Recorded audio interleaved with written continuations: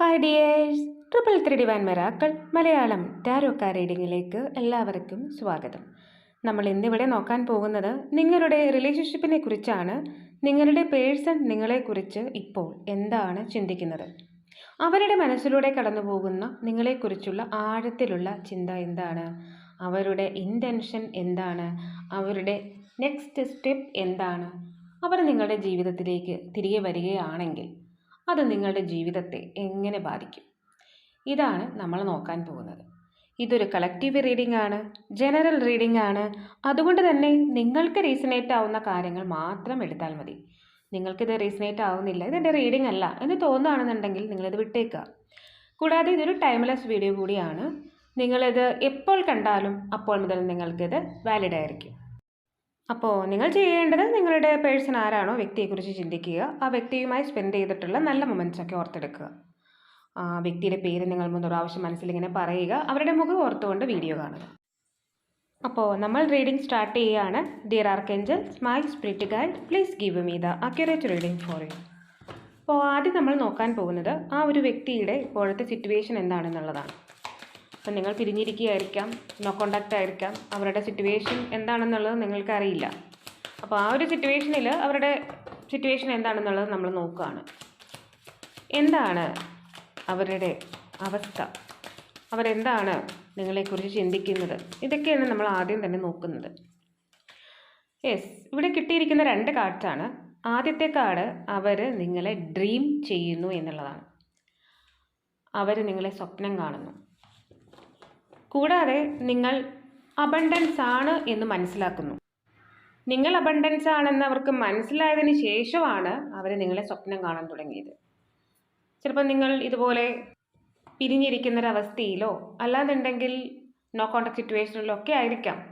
നിങ്ങൾ പിരിഞ്ഞതിന് ശേഷമായിരിക്കാം നിങ്ങളുടെ വാല്യൂ അവർ മനസ്സിലാക്കിയിട്ടുള്ളത്, നിങ്ങൾ അബണ്ടൻസ് ആണെന്ന് മനസ്സിലാക്കിയിട്ടുള്ളത്. ഇവിടെ എന്തായാലും ഈ ഒരു റിലേഷൻഷിപ്പ്, ഇനി അടുത്ത കാർഡ് സൂചിപ്പിക്കുന്നത് അവർ പ്രശ്നത്തിൽ നിന്ന് പ്രശ്നത്തിലേക്ക് പോയിക്കൊണ്ടിരിക്കുകയാണ്. അപ്പോൾ അവർക്ക് ഒരുപാട് പ്രോബ്ലംസ് ഉണ്ട് എന്നുള്ളതാണ് പറയുന്നത്.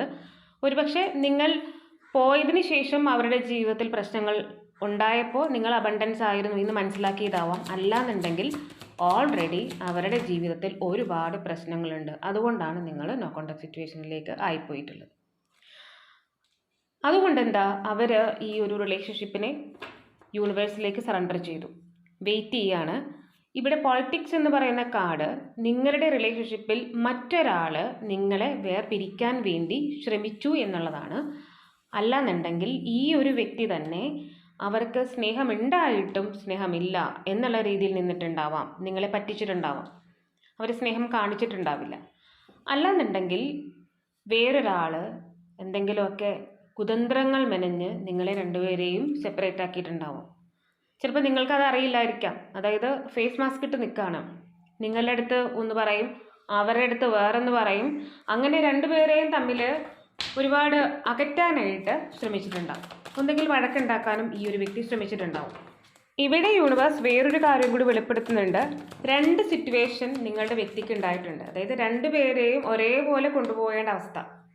അപ്പോൾ നിങ്ങളെ കൂടാതെ വേറൊരാൾ അവിടെ എന്തായാലും ഉണ്ട്, തേർഡ് പാർട്ടി സിറ്റുവേഷൻ ഉണ്ട്. അവരെയും സന്തോഷിപ്പിക്കുക, നിങ്ങളെയും സന്തോഷിപ്പിക്കുക, ഇങ്ങനെയുള്ളൊരവസ്ഥ ഈ ഒരു പേഴ്സൺ നേരിടേണ്ടി വന്നിട്ടുണ്ട്. അപ്പം നിങ്ങൾക്കത് റീസണേറ്റ് ആവുകയാണെങ്കിൽ മാത്രം എടുത്താൽ മതി. യെസ്, ഇവിടെ ഡെത്ത് കാർഡ് എന്ന് പറയുന്നത് ഇവിടെ ഒരു ട്രാൻസ്ഫോർമേഷനെയാണ് കാണിക്കുന്നത്. ഇപ്പോൾ റിലേഷൻഷിപ്പ് ഓൾറെഡി എൻഡായിട്ട് നിൽക്കുകയാണെന്നുണ്ടെങ്കിൽ അവർ നിങ്ങളെ മനസ്സിലാക്കുന്നു എന്നാണ്. അതായത് ഇവിടെ നിങ്ങൾ അവർക്ക് ഒരുപാട് എനർജി കൊടുത്തിരുന്ന ഒരാളാണ്. ഇവിടെ സൂര്യൻ എന്ന് പറയുമ്പോൾ എനർജിയാണ്. ആ എനർജി ഇവർക്ക് നിങ്ങൾ കൊടുത്തിട്ടുണ്ട്. ആ ഒരു എനർജി ഇല്ലാത്തൊരവസ്ഥയിൽ മരിച്ചതുപോലെയുള്ളൊരു സിറ്റുവേഷനാണ് ഇവർക്കുള്ളത്. അതുകൊണ്ട് റിലേഷൻഷിപ്പ് സ്റ്റാർട്ട് ചെയ്യാൻ അവർ ആഗ്രഹിക്കുന്നു. കൂടാതെ സൺ എന്ന് പറയുമ്പോൾ സക്സസ് ആണ്.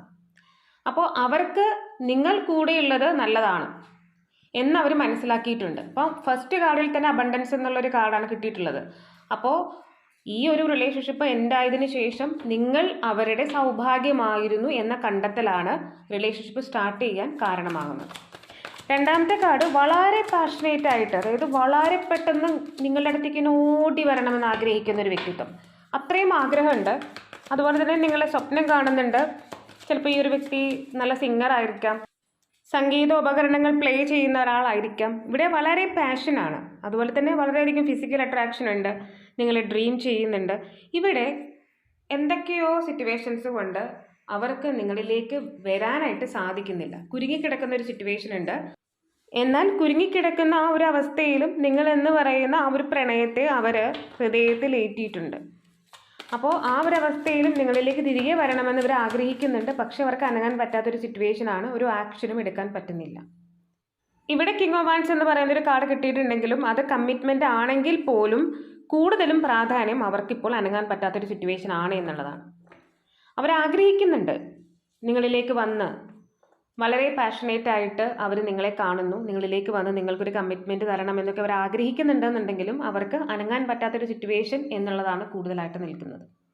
കൂടാതെ ഇപ്പോൾ അവർ പ്രശ്നങ്ങളിൽ നിന്ന് പ്രശ്നത്തിലേക്ക് പോയിക്കൊണ്ടിരിക്കുന്നു എന്ന് പറയുന്നുണ്ട്. അപ്പോൾ അവരുടെ ജീവിതം എന്ന് പറയുന്നത് വളരെയധികം പ്രശ്നങ്ങൾ നിറഞ്ഞതാണ് എന്നൊരു സൂചനയും നമുക്ക് തരാണ്. പക്ഷേ നിങ്ങളെന്ന് പറയുന്ന ഈ ഒരു റിലേഷൻഷിപ്പിൽ അവർ വളരെ പ്രതീക്ഷയും വയ്ക്കുന്നുണ്ട്.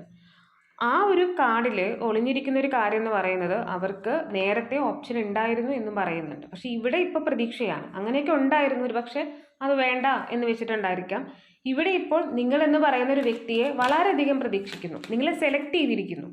അതാണ് ആ ഒരു കാർഡിൻ്റെ അർത്ഥം. യെസ്, അങ്ങനെ സെലക്ട് ചെയ്യാം എന്ന് തീരുമാനിച്ചതിൻ്റെ റിസൾട്ടാണ് റിലേഷൻഷിപ്പ് സ്റ്റാർട്ട് ചെയ്യാൻ അവർ ആഗ്രഹിക്കുന്നത്.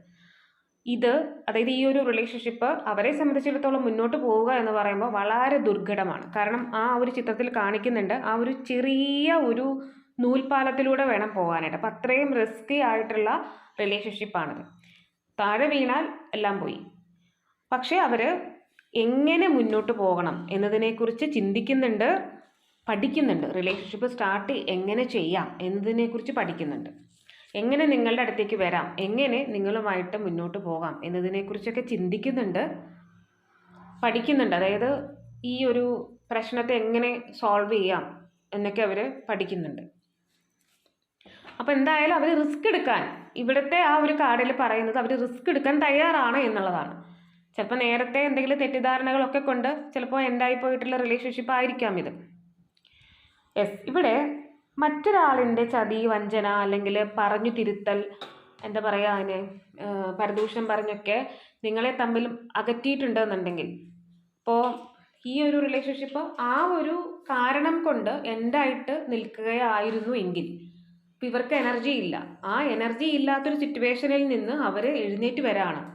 നിങ്ങളെന്ന് പറയുന്ന ആ ഒരു എനർജിയെ സ്വീകരിക്കാൻ. ഇപ്പം നിങ്ങൾ പോയപ്പോൾ, അപ്പോൾ മറ്റുള്ളവർ പറയുന്നത് കേട്ട് നിങ്ങൾ വേണ്ട എന്ന് വെച്ച് പോയപ്പോൾ അവർക്ക് നഷ്ടപ്പെട്ടത് എനർജിയാണ്. ആ എനർജിയെ വീണ്ടെടുക്കാനാണ് അവർ നിങ്ങളിലേക്ക് വരുന്നത് എന്നാണ് ആ 10 ഓഫ് സ്പേഡ് എന്ന് പറയുന്ന കാർഡ് സൂചിപ്പിക്കുന്നത്. ഇവിടെ നിങ്ങളെ തീർത്തും വേണ്ട എന്ന് വെച്ച് പോയ ഒരു റിലേഷൻഷിപ്പാണ്. ഈ ഒരു കാർഡ് പറയുന്നത് സെക്കൻഡ് ചാൻസ് പോലും അവർ ചിന്തിച്ചില്ല എന്നുള്ളതാണ്. നിങ്ങളെ പരിഗണിക്കാം എന്ന് പോലും വിചാരിക്കാതെ നിഷ്കരണം വേണ്ട എന്ന് പറഞ്ഞിട്ട് പോയിട്ടുള്ള ഒരു വ്യക്തിയാണ് നിങ്ങളുടെ പേഴ്സൺ എന്ന് പറയുന്നത്. തീർത്തും ഉണ്ടായിട്ടുള്ള റിലേഷൻഷിപ്പ്. രണ്ടാമത്തെ കാർഡിൽ തേർഡ് പാർട്ടി സിറ്റുവേഷൻ്റെ ഇൻഫ്ലുവൻസ് ആ സമയത്ത് ഇവരിൽ നല്ലതുപോലെ ഉണ്ടായിട്ടുണ്ട്. അവരുടെ നിർദ്ദേശപ്രകാരമാണ് നിങ്ങളെ വേണ്ട എന്ന് പറഞ്ഞിട്ട് അവർ നിങ്ങളെ വിട്ടുപോയിട്ടുള്ളത്. നിങ്ങളെ വേണ്ട എന്ന് പറഞ്ഞു പോകുമ്പോൾ, അല്ലെങ്കിൽ ഈ ഒരു റിലേഷൻഷിപ്പ് അവർ എൻഡ് ആക്കുമ്പോൾ ആ ഒരു തേർഡ് പാർട്ടി സിറ്റുവേഷനോട് അവർക്ക് വളരെയധികം മമത ഉണ്ടായിട്ടുണ്ട്. അല്ലെങ്കിൽ അവർ പറയുന്നതാണ് ശരി എന്ന് ഇവർ വിശ്വസിച്ചിട്ടുണ്ട്. അപ്പോൾ അവരുടെ ആ ഒരു കാന്തിക വലയത്തിൽ ഇവർ പെട്ടുപോയി എന്ന് വേണമെന്നുണ്ടെങ്കിലും പറയാൻ പറ്റും. അതാണ് ഈ ഒരു കാർഡ് സൂചിപ്പിക്കുന്നത്. അപ്പോൾ അവർ പറഞ്ഞ് ഇവരെ വശപ്പെടുത്തി കൊണ്ടുപോയതാണ്. പക്ഷേ അങ്ങനെ കൊണ്ടുപോയപ്പോഴൊരവസ്ഥയാണ് മൂന്നാമത്തെ കാർഡ് പറയുന്നത്. Lacking confidence. ഇപ്പോൾ യാതൊരു കോൺഫിഡൻസും അവർക്കില്ല. അതുപോലെ തന്നെ സ്വയം മുറിവേൽക്കപ്പെട്ടിരിക്കുന്നു. അതായത് അവരൊരു പക്ഷേ ഇവരെ ഒരുപാട് കളിയാക്കുകയും പറ്റിക്കുകയും ഒക്കെ ചെയ്തിട്ടുണ്ടായിരിക്കാം. ഇപ്പോൾ അവർക്ക് വളരെയധികം പേടിയാണ്. കാരണം എന്താ, അവർക്ക് കോൺഫിഡൻസ് ഇല്ല. അവർക്ക് എന്തൊക്കെയോ കാര്യങ്ങൾ നിങ്ങളോട് പറയണം എന്നുണ്ട്, പക്ഷെ അത് പറയാൻ പറ്റുന്നില്ല. ഫ്രസ്ട്രേഷൻസ് ഉണ്ട്, അവർ ഓവർ തിങ്കിങ് ചെയ്യുന്നുണ്ട്. അപ്പോൾ സ്വയം ആ ഒരു കോൺഫിഡൻസ് പോലും അവർക്ക് നഷ്ടപ്പെട്ടു എന്നാണ് ഈ ഒരു കാർഡ് പറയുന്നത്. അതുകൊണ്ട് അവരെടുത്ത തീരുമാനമാണ് ജേണി. പെർമനൻ്റ് ആയിട്ട് നിങ്ങളിലേക്ക് വരാം. അവർ വളരെ കുറച്ച് തീരുമാനമാണ് എടുത്തിരിക്കുന്നത്. അവർക്ക് നിങ്ങളുടെ അടുത്തേക്ക് വരിക എന്ന് പറയുന്നത് വളരെയധികം ദുർഘടമാണ്. പക്ഷേ അവർ ഡിസിഷൻ എടുത്തു കഴിഞ്ഞു. കാരണം നിങ്ങളുടെ വാല്യൂ അവർ മനസ്സിലാക്കുകയാണ്. നിങ്ങളിലേക്ക് വരാനായിട്ട് അവർ ആഗ്രഹിക്കുന്നു. എത്ര പ്രോബ്ലംസ് അവരുടെ ജീവിതത്തിൽ ഉണ്ടെന്നുണ്ടെങ്കിലും, ഫ്യൂച്ചറിൽ ഉണ്ടാവുമെന്ന് പറഞ്ഞാലും അവർ നിങ്ങളുടെ ജീവിതത്തിലേക്ക് വരും. ഇവിടെ എൻഡായിട്ട് നിൽക്കുന്ന ഈ ഒരു റിലേഷൻഷിപ്പ് സ്റ്റാർട്ട് ചെയ്യാൻ അവർ ആഗ്രഹിക്കുന്നു. നിങ്ങളെ അവരെ കോണ്ടാക്ട് ചെയ്യും. അതാണ് ആ ഒരു കാർഡ് സൂചിപ്പിക്കുന്നത്. അപ്പോൾ ദ വേൾഡ് കാർഡ് എന്ന് പറയുമ്പോൾ നിങ്ങളെ അവരുടെ ജീവിതമായിട്ട് കരുതുന്നു, എല്ലാമായിട്ട് കരുതുന്നു. ദ സൺ കാർഡ് സൂചിപ്പിക്കുന്നത് നിങ്ങൾക്ക് ഒരു കമ്മിറ്റ്മെൻറ്റ്, വിവാഹം, സക്സസ്ഫുൾ ഫാമിലി, ഇതെല്ലാം തരാൻ അവർ ആഗ്രഹിക്കുന്നു, അല്ലെങ്കിൽ നിങ്ങളോടൊപ്പം ജീവിക്കാൻ ആഗ്രഹിക്കുന്നു. നിങ്ങൾ സൺ ആണ് എന്ന് മനസ്സിലാക്കി, നിങ്ങളാണ് സക്സസ്, നിങ്ങളാണ് ഊർജം എന്ന് മനസ്സിലാക്കി നിങ്ങളെ തിരഞ്ഞെടുത്തതും ആവാം. ഇനി ഇവർ നിങ്ങളുടെ ജീവിതത്തിലേക്ക് വരുവാണെങ്കിൽ അവർ പുതിയ പ്രണയമായിട്ടാണ് നിങ്ങളുടെ ജീവിതത്തിലേക്ക് വരുന്നത്. പുതിയൊരു വ്യക്തിയായിട്ടാണ് വരുന്നത്. നിങ്ങൾക്ക് ഈ ഒരു വ്യക്തി നിങ്ങളുടെ ജീവിതത്തിലേക്ക് വരുമ്പോൾ പുതിയ ഒരു ആളായിട്ടാണ് അനുഭവപ്പെടുക. അത് നിങ്ങളുടെ അടുത്ത് അത്രയും അട്രാക്ഷൻ തോന്നിയിട്ടാണ് അവർ നിങ്ങളുടെ ജീവിതത്തിലേക്ക് തിരികെ വരുന്നത്. പുതിയൊരു പ്രണയമായിട്ടാണ് വരുന്നത്. അത്രയും അട്രാക്ഷൻ തോന്നിയിട്ടാണ് വരുന്നത്. നിങ്ങൾ മാനിഫെസ്റ്റ് ചെയ്ത് നേടിയെടുത്ത ഒരു തിരിച്ചുവരവാണത്. നിങ്ങൾ ആ ഒരു വ്യക്തിയെ മാനിഫെസ്റ്റ് ചെയ്തു, നിങ്ങൾ നേടി. ഇനി ചിലർക്ക് നിങ്ങൾ മാനിഫെസ്റ്റ് ചെയ്യൂ, നിങ്ങൾക്ക് കിട്ടും എന്നുള്ള ഒരു സൂചനയുമാണിത്.